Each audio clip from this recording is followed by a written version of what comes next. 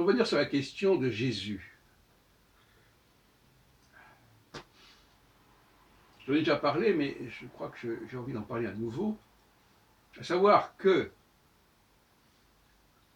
je pense qu'au départ, Jésus n'était pas considéré comme un Dieu. Et la question est de savoir pourquoi, à un moment donné, est-il devenu un Dieu en quelque sorte? Pourquoi est-il décrit comme un Dieu? Et moi j'ai une explication à cela. C'est que, dans un premier temps, il respectait la prophétie de Jérémie. Je suis venu pour les brebis d'Israël, pas pour les autres, pas pour Samarie, pas pour les païens, pour les brebis d'Israël. J'emploie le mot Israël, parce que, je me rappelle encore une fois, bon, c'est un autre débat,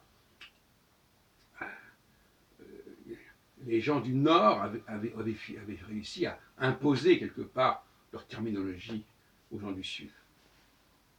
Parce que le nom du royaume d'Israël, ça désignait justement ce qui était extérieur et même hostile à Juda, au royaume de Juda. Donc pourquoi appellerait-on cela Israël? Pourquoi dit-on d'ailleurs écoute Israël? Parce que justement, la Bible a été israélisée. Cela dit, pourquoi devient-il Dieu?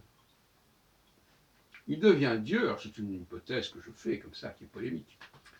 Il devient Dieu parce que il va ainsi avoir le pouvoir de changer les termes de l'alliance. S'il n'était pas Dieu, il ne pourrait pas changer les termes de l'alliance. Pour retirer aux Hébreux le monopole de l'alliance, il faut être Dieu ou fils de Dieu. Et c'est là le coup d'état théologique qui se produit. Ce Jésus, on va le monter en puissance, et là, il aura le droit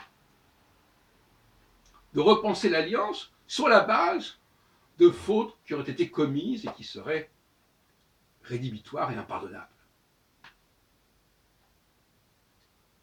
Sans cette divinité de Jésus, l'alliance ne pourrait pas être modifiée.